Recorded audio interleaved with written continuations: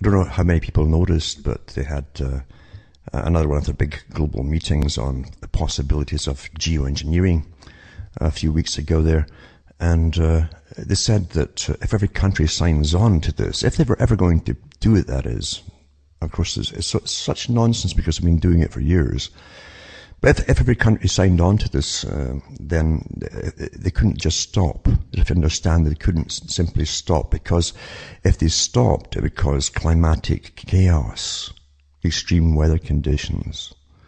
It's so comical in a sense because we've been getting the extreme weather conditions since it started to spray heavily and pretty well daily since 1998. And they're on about global warming again, you see. Because true, the whole jet stream, we're under such micro-scientific management of the weather today. It's pretty well routine management of the weather, with the jet streams being modified and altering the patterns of winds and so on. They can actually make a straight line up and down the US, north to south, right through Canada, and give everybody on the east nothing but pouring weather for a whole year pretty well, to the present time. Since the snow stopped, it started raining, and it's rained ever since in Canada.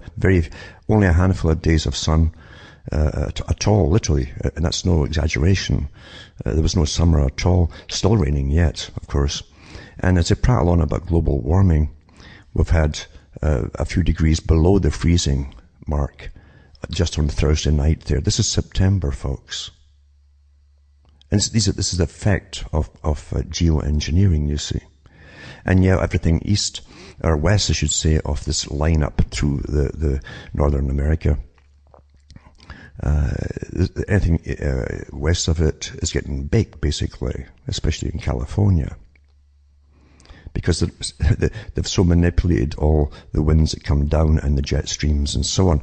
That all was disclosed, mind you, way back in the 90s. They could do that if they ever wanted to manipulate jet streams by the use of HAARP technology and by the use, of course, by aerial spraying of particulate matter, which they've been doing so heavily. So we're under massive scientific control, and it's really having its effects naturally.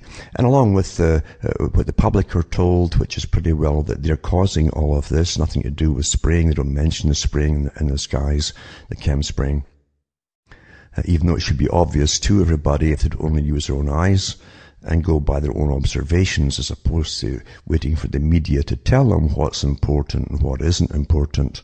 And unfortunately, most folk do allow the media to do their reasoning for them today. It's very true. And so they're all hyped up about coming catastrophes, because you understand the group that dominates the world financially and have for a long time, and it's so well organized with its thousands of non-governmental organizations, with its multi-dozens of foundations where they funnel the money to these NGO organizations, non-government organizations. It's just astonishing how organized they are. But they control the media too. And they give us a reality on every topic. Every topic. And they tell us what our conclusions should be, which is generally be very, very afraid until the next meeting comes along and they pass laws and they get what they want. Then they push on for the next step. Because you understand, to have complete dominance, if you give all the right to geoengineer, as they call it, total weather manipulation worldwide, if you voluntarily give them the right, even though they've been doing it without your permission for years, if you give it to them, then that's a legal precedence, you see. You've acquiesced to it, and they can do what they want then. Imagine one global authority. One global authority. I mean, everything through globalization is to get one authority that controls all your food, one authority that will control all your medications, one authority for everything, water, etc. This is what it's meant to be. Yeah, all these ones belong to one organization. So really one organization will rule the world. Everything you need to survive on this planet will be owned, and pretty well it's there actually, by one organization with its front mouthpieces like the United Nations, World Health Organization, that speaks for Big Pharma and so on. etc., etc. But the power to control the weather and spray you, and you must then accept too the side effects of it all, which are killing folk off already with bronchial problems, which cannot be cleared up. And depending on your gene type, it'll hit you worse than some others initially. You'll all come down with it eventually, though.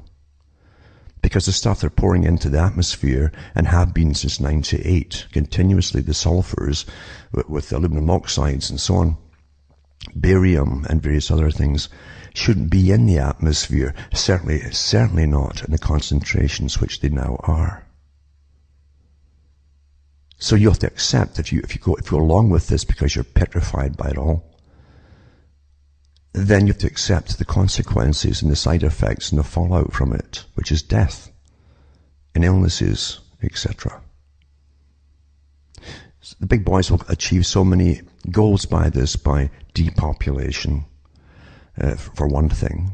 It'll also increase the death rate, infant mortality, elderly mortality through the poisoning of their systems. It's beautiful in so many ways, isn't it? From a carb point of view.